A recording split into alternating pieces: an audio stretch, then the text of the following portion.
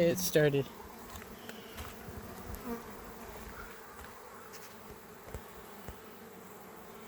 We've got so I'm just going up in here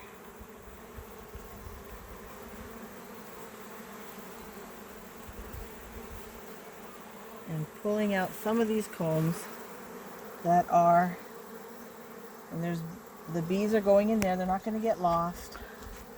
This is some drone babies and little honey. But I'm just having to go up and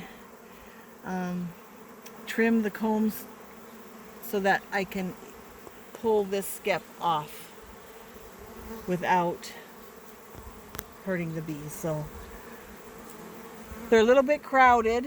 This is where we are now. Once we get ready to pull off the top, we'll start recording again. For now, we need to focus on our work.